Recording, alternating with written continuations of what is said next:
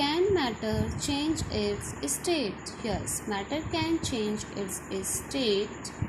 Here is ice in beaker. When we provide heat to ice, ice can change into liquid, okay, in water, okay. And when we provide heat to water, water can change into gas form or in vapor form. You can see here solid state means you can take here ice, okay. When we provide heat, ice or solid state will change into liquid state, and we provide again heat, liquid can change into gas form. And when we cool this gaseous state or gas, it will again change into liquid state, and when we again cool it, it will also change in solid state, okay. So matter can change its state. Then melting point, the temperature at which a solid starts melting is known as its melting point.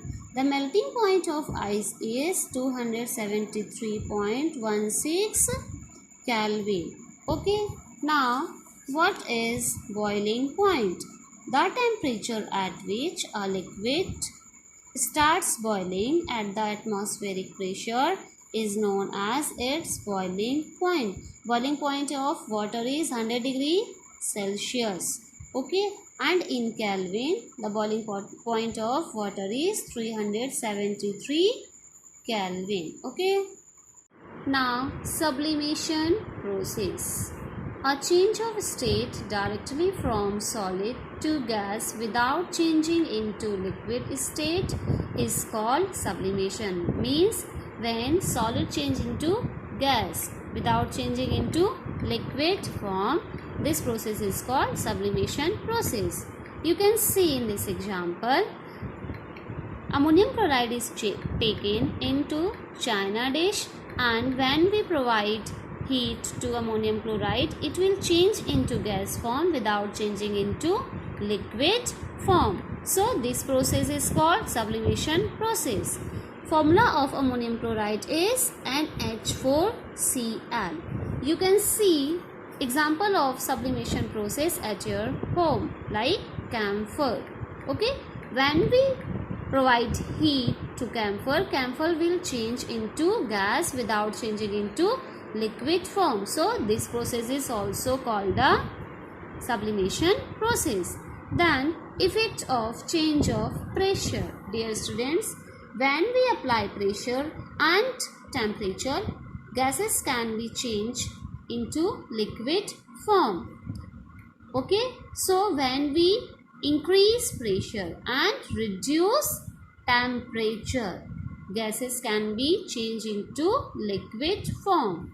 You can see here in gas cylinder, gas molecules are filled, and when we apply piston on the gases molecules, gas molecules come to close together, and in last when we apply more pressure by using this piston, gases molecules change into liquid form. Okay, so you can understand very well this by this process, interchanging of state.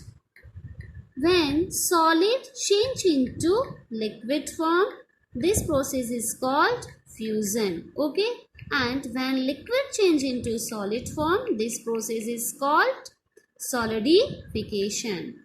Then when liquid change into gas form, this process is called vaporization, and when gas change into liquid form, this process is called condensation. Then when gas change into solid form, directly into solid form, this process is called sublimation, and when solid change into gas form directly without changing into liquid, this process is also called sublimation process. Now evaporation. When liquid change into vapor form at temperature below the boiling point of liquid is known as evaporation.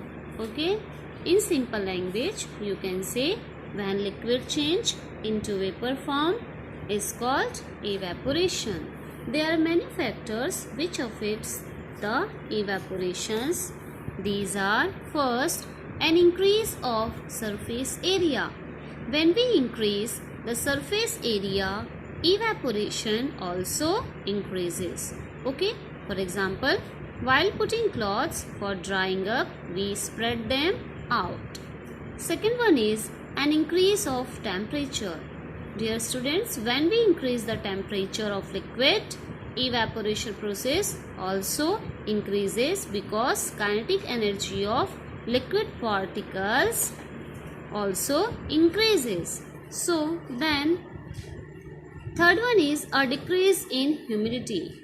Humidity is the amount of water vapor present in air. In rainy season, lots of humidity present in air. So, evaporation process gets slow. But in summer season, humidity is very low and evaporation process fast.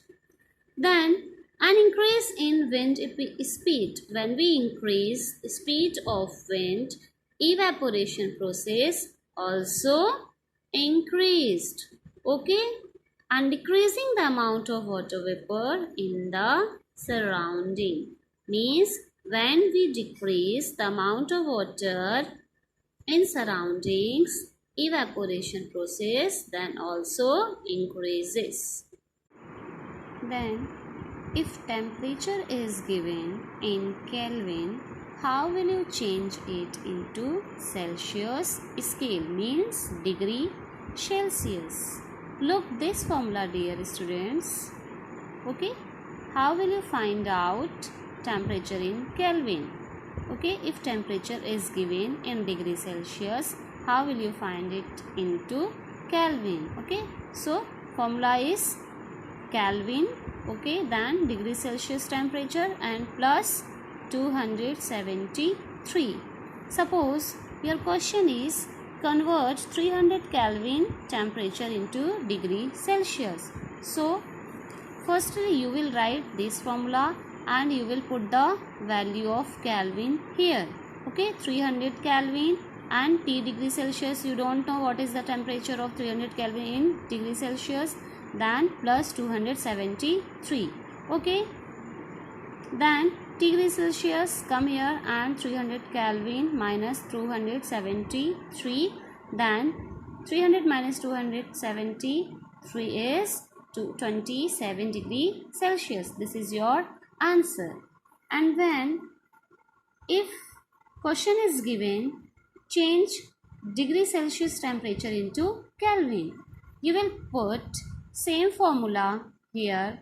Then degree Celsius value is given 25 plus 273. Okay, then 25 plus 273 is equal to 298 Kelvin.